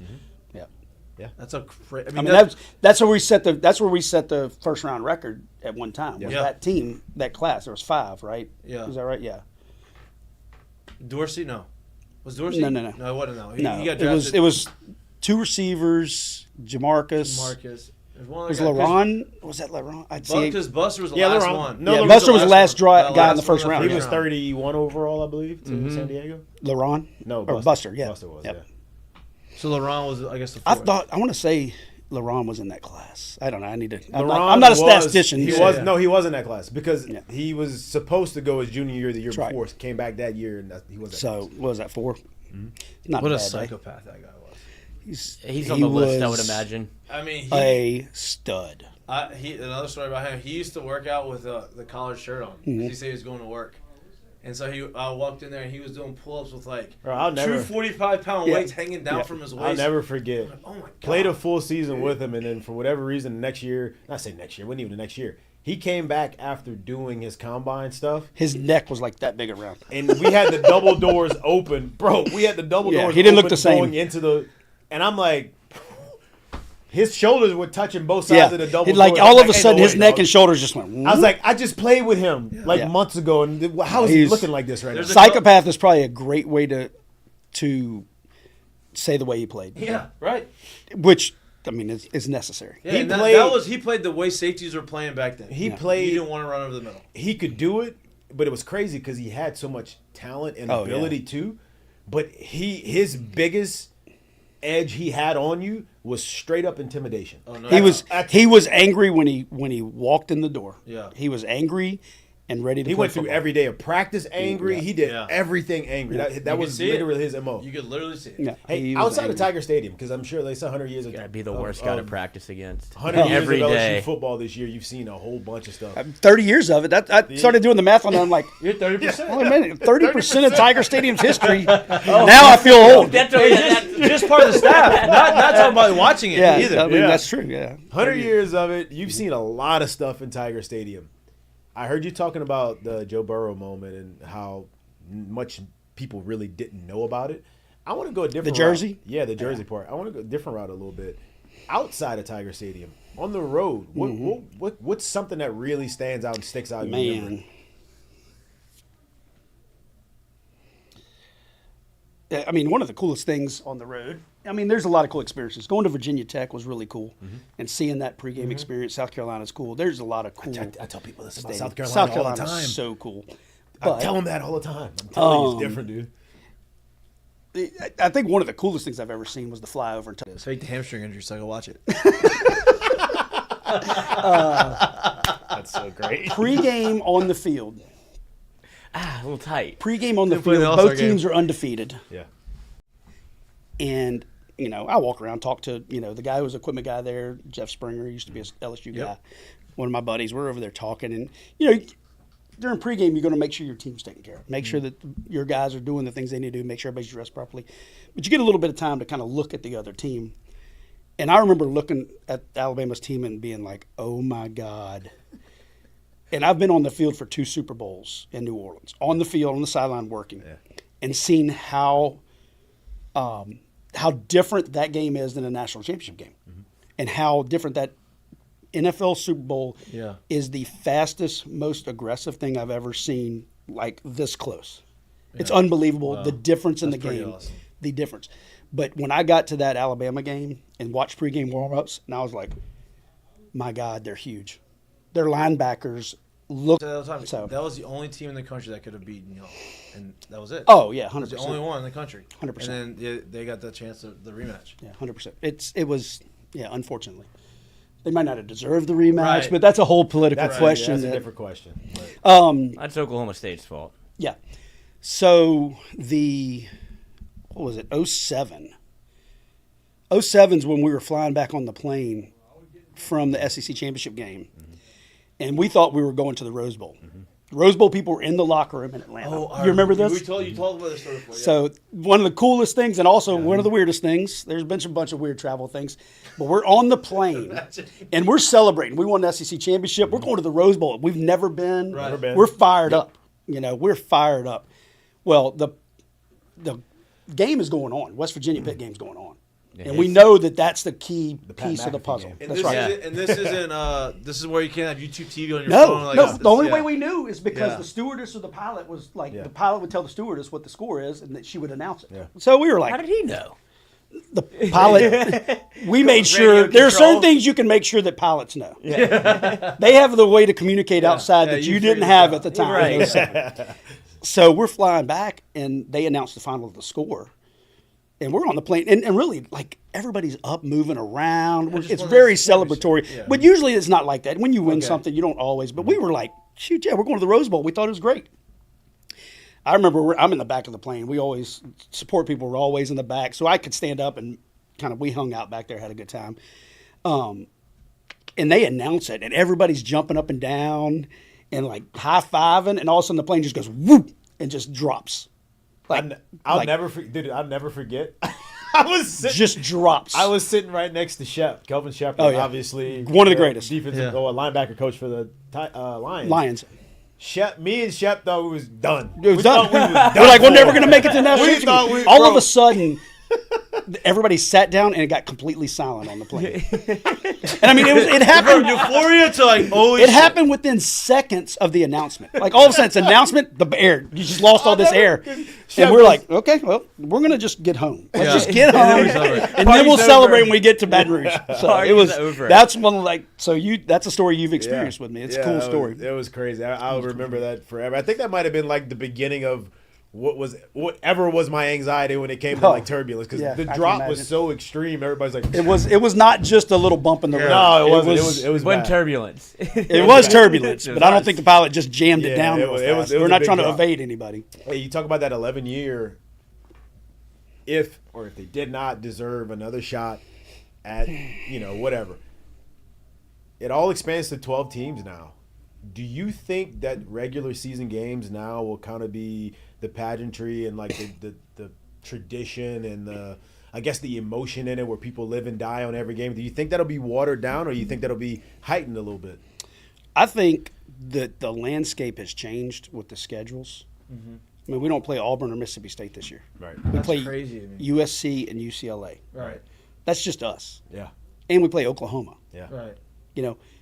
I think that as trying to preserve the Alabama LSU game, trying to preserve the Auburn Alabama game, while you can do that for that one game, I think the fan excitement will be there for a lot of it.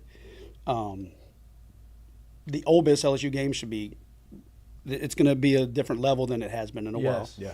I think it's kind of than it's ever been. It may just, and I hate to say it's because of the head coaches, but I want to say that it may be a little bit more elevated than what Alabama LSU is. I was about to say that it's teetering because we on don't that know level. what Alabama is. Right. I mean, we know, and I'm not saying they're going to be bad. I'm just saying There's you don't always know. There's always been a hate towards Ole Miss, but it's never seen as a Little brother. This is a really good Ole Miss team. It's like it's a different level now. Yes, I agree it's with stupid good, and he likes to stir it up, so it'll create our fans. I think that our fans' hatred of the Alabama Nick Saban teams are built out of pure passion for ourselves. Like I've been around Alabama teams forever. We've beat them. I had a pretty good record against Alabama for a long time.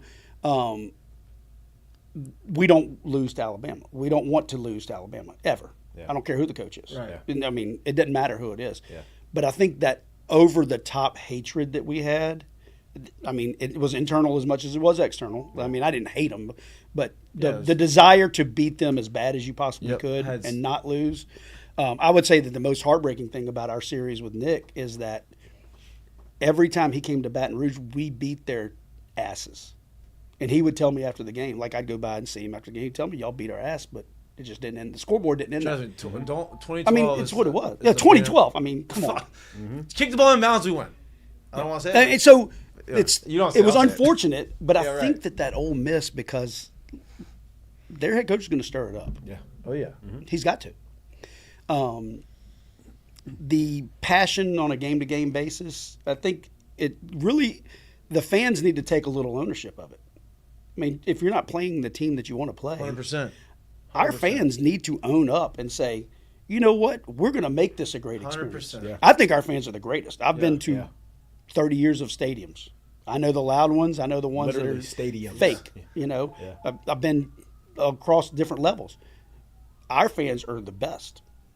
And at the flip side of that, they could be the worst if they want to be. Yep. I think that you can make any excuse you want to as a fan to not be great at being a fan.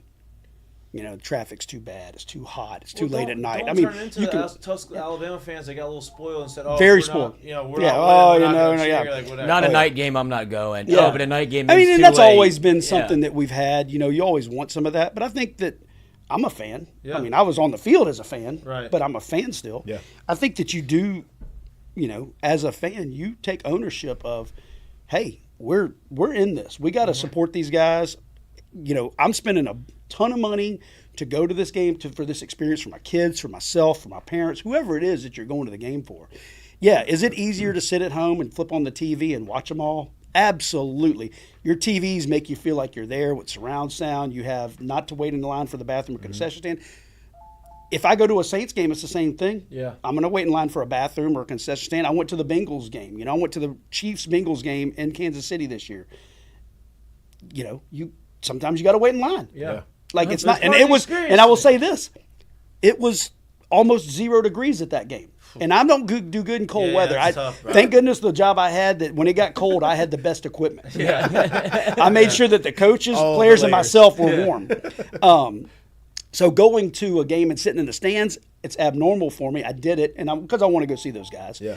But you know, you wait in line for concessions. It's cold. It's you fight. Like, you tell me the people in Buffalo are like, do you think they complain about the snow and the bathroom lines? They love it probably. No, they love it because it. you know what? They own it. Yep. That's right. And I think that we have a culture here that we own our stadium too. I think it's 100 years of the stadium. If nothing else, go experience the stadium. Hell yeah. And I mean, go do it and yell as loud as you can and support our team, because it doesn't matter if you know their names or not. Yep. They're still LSU Tigers. Yep. And that's the people we need support. And I've been saying this a lot. I'm always excited for the football season, but I'm very excited for this home slate because it's a different type of home schedule that you're not used to having, right? You obviously got Alabama, Ole Miss. Those are the two big SEC ones. But then you also get UCLA to come here, that never happens. Never. I don't think they've ever played here, right? So, like, you get something like early in the season. Oklahoma's then you get here. Oklahoma, who gets to come at the end of the year, who's in the SEC. It's like, yeah, it doesn't maybe have that same, but it's a cool – like, they're going to come here. Cool. They're going to come and travel because they've never been here. Make it cool. And you get to make it cool, and I think that's awesome. We are good at making it cool. And I mean, I'll tell you, the tailgate experience at our place is different than anywhere else. No, and no.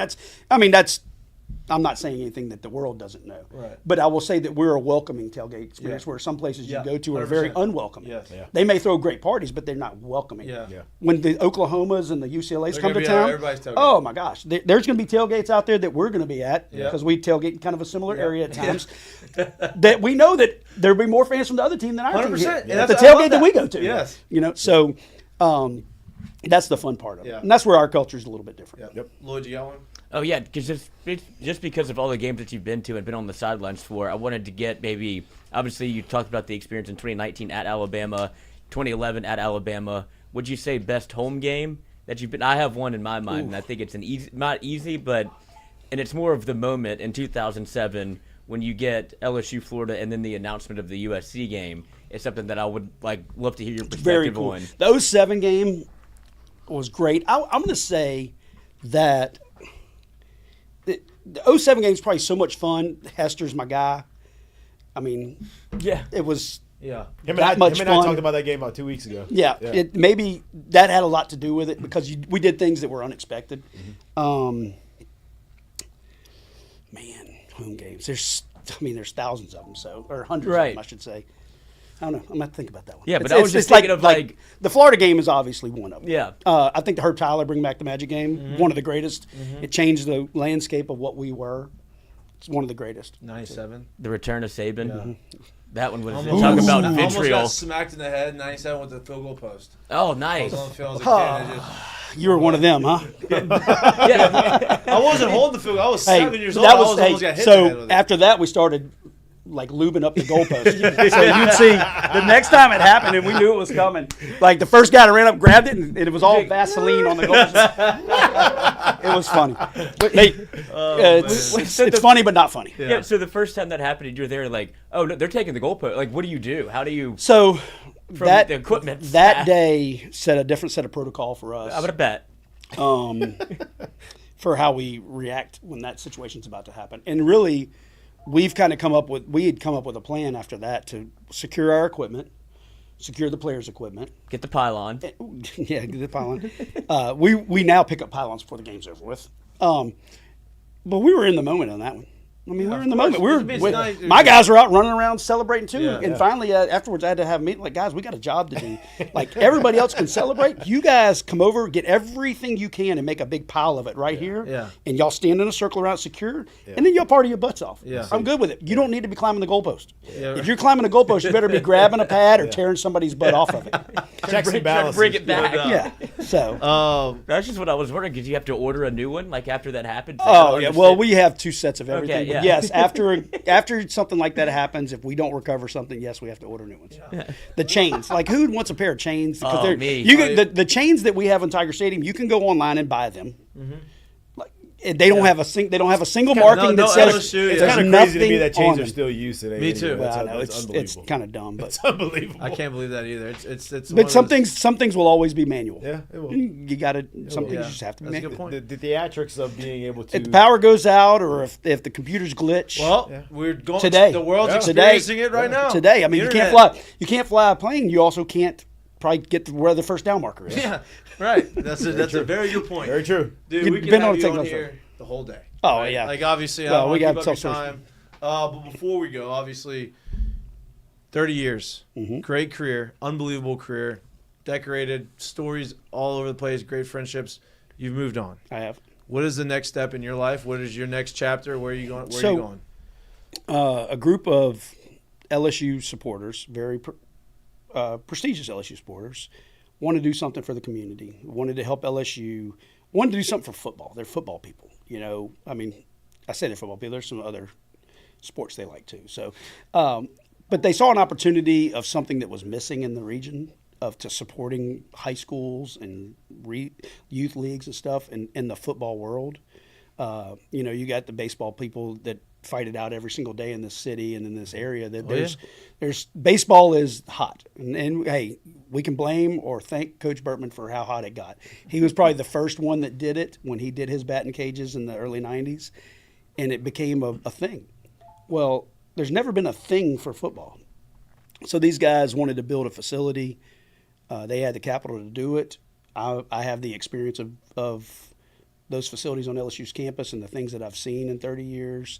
I have a slight construction background, I guess. Okay. That's what I went to school for. Yeah. And I've been involved in a lot of the projects at LSU in athletics.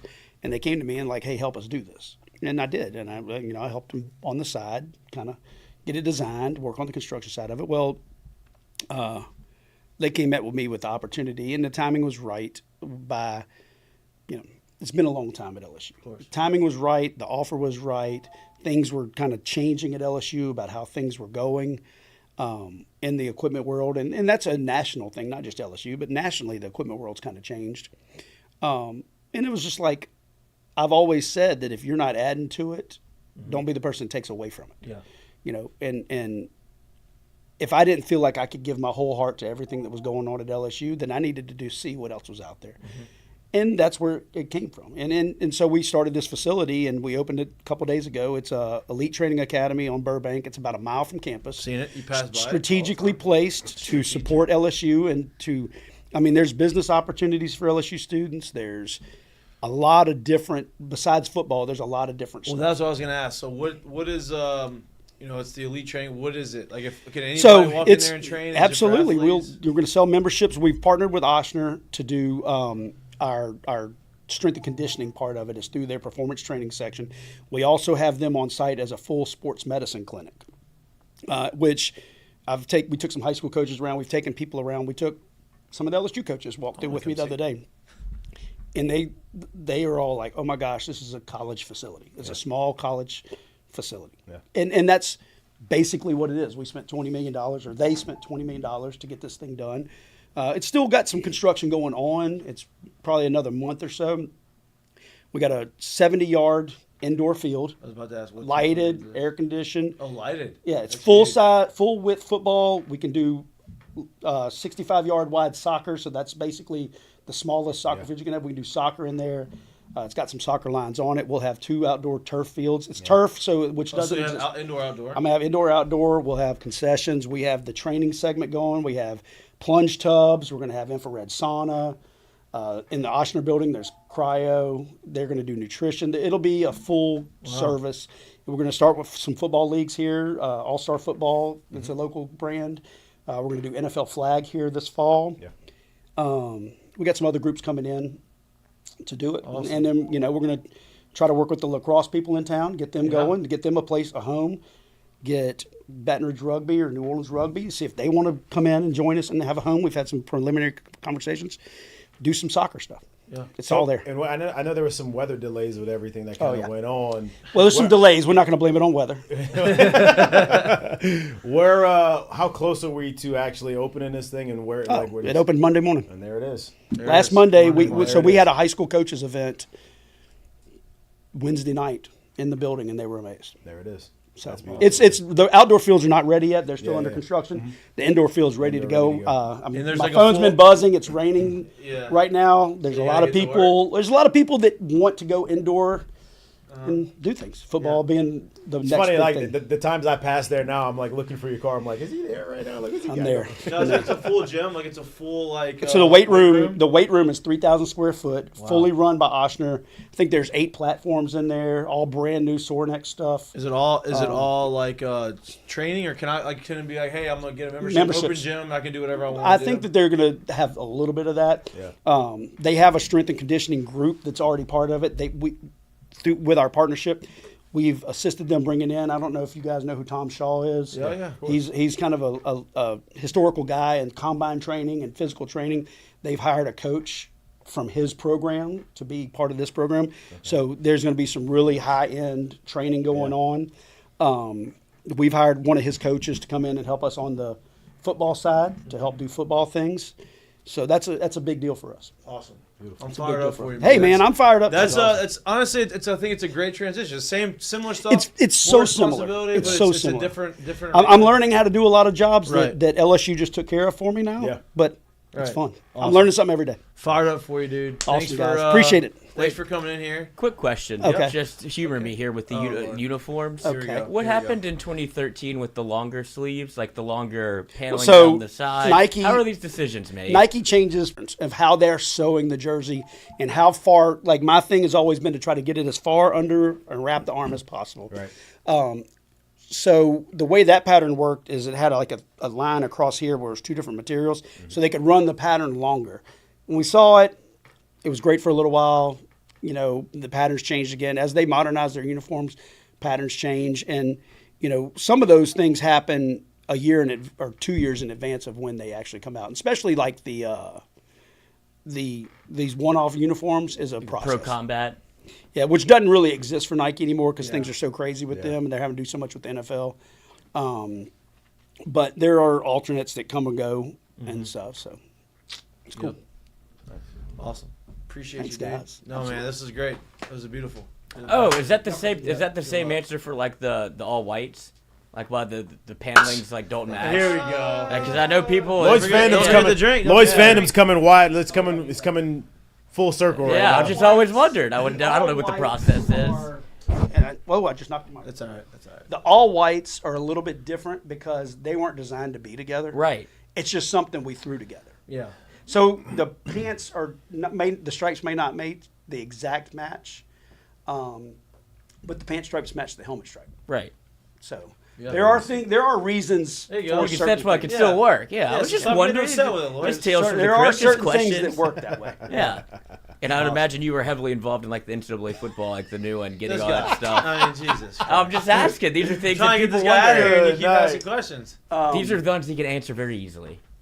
Yeah, we've interacted with NCAA football a lot, the EA Sports people a lot. Yeah. There you go. Every school has. Yeah. Yeah. Because it looks great. But I mean, yes, we had to give some serious detail to make it authentic. I mean, you don't want to pay for a game that looks like Right. Bullshit. a Yeah. bunch of crap's going on. And I feel like LSU fans would know. Yeah. You know, obviously. Yeah. I mean, the pictures I've seen online look pretty solid. Looks Yeah, it good. looks awesome. I don't, And I got to see a lot of it beforehand through emails and stuff of what it was going to look like, and I think it was awesome. Yeah. Yeah. And I'm happy that they came back around and did that. Me too. All right. Me too. Long time coming. Long time coming. Long time. Appreciate you, dude. Thank We'll have you some. guys. We'll have some We'll drinks see during y'all football here. season. Thank you, Hey, String. all you can do, I think I know where the tailgate party is. Yeah, we know that the parties are at. You know where I am. You're going Of to be in course. Vegas, right?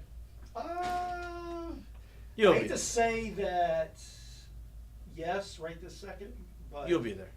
I'll see you there. I'm thinking a beach trip with the family that would be kind of fun too. Oh yeah, There you that's go. There you go. There you go. Maybe that's a good Great feeling seeing man you. there. Later. Appreciate you, dude. Yep. Yep, thank you.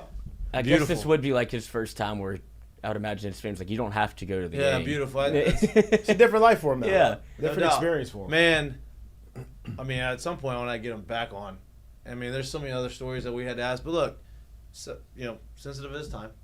Very grateful that he came Well, in. two of us were. Two of us are, yeah. And actually, I do want to go see the new facility. This facility looks awesome. I mean, Yeah. I drive by and I Yeah. see it. I knew didn't it was know- close. I didn't know it I didn't was know already. open on Yeah. Monday. Glad That's it's pretty open cool. on Monday. We'll go check it out. But with that being said, let's go jump to the.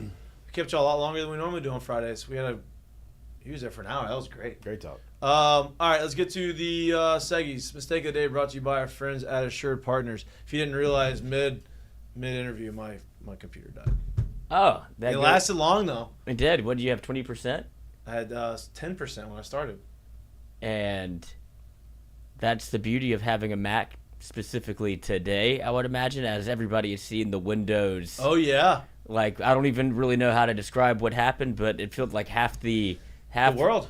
or yes, at least the workforce in America was all running off Microsoft Teams. I think it was like and an all- international thing. Yeah, and that so a lot of people didn't have to go to work today. But the one thing that I feel like sums it up the best is it even got the big beautiful sphere, and they couldn't update Oh it. wow, That's incredible. that's awesome. That's actually great. That's awesome. crazy. So it affected everybody, but I'd imagine this is not something that they wanted, especially everything that the sphere has been made of now with like going to the Grateful Dead concerts and all the visuals in there. It's probably the more what you're putting in your body than the sphere. Yep. But this just shows that nothing can run from the internet. No, internet. And I mean, we- that is a nightmare, right? Like, hey, machines and robots and internet. If the internet goes down, then the whole world goes down. That's a crazy. People should a be lot of more rely- concerned about how easily that happened Yep. and how we A as lot a of people reliance on had that. no answer. We were just like, If you had oh, the BlackBerry, it wouldn't matter. yeah. If you still had the BlackBerries, it wouldn't matter.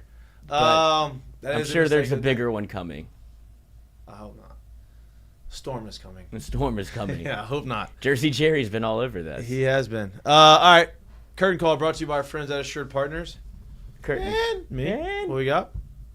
Anybody wants to go first? I got I'll one. go first. Okay, you I'll go lead first. it. You I go mean, first. I'll just kind of stay where we were because we talked about it a little bit. It's 100 years of this actual stadium, but ESPN.com finally came out today with a top college stadiums in the country. It's a poll they took and polled a whole bunch of people. Standing at the top of that list is Alex Buck Stadium. Me no. Well, Tiger Stadium. I think it would probably be up there for baseball, but no, it's Tiger Stadium. Tiger Stadium's at the top of that list. Some other notables, you got the Big House in Michigan is 3. You got Beaver Stadium is 5. You got Neyland Stadium at 10.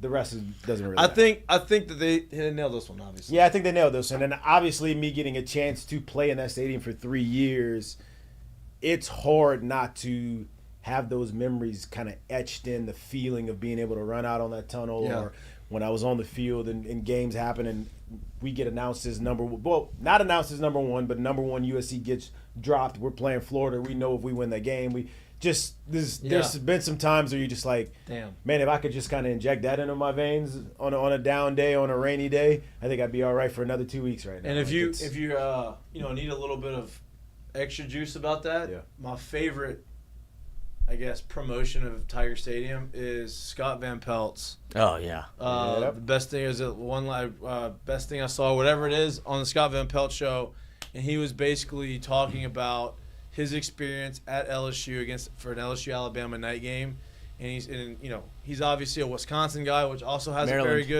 Maryland guy, but there's a bunch of really good experiences, but listening to him.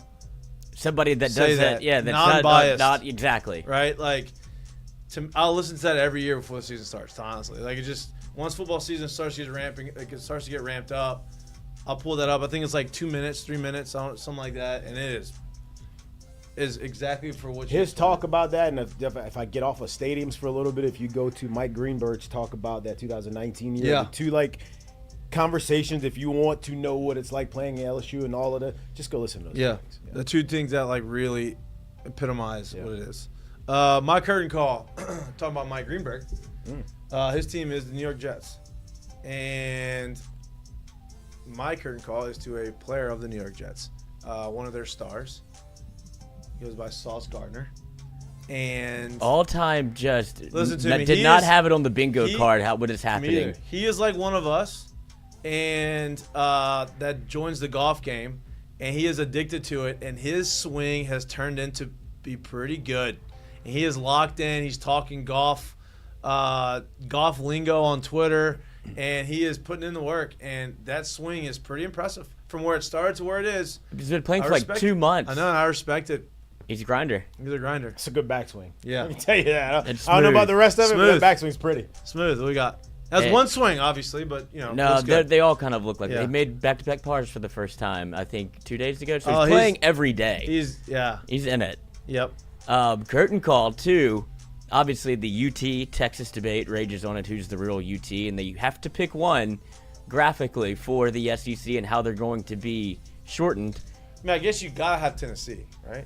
And it has been decided. Tennessee will be UT. Oof. Texas is now just Tex.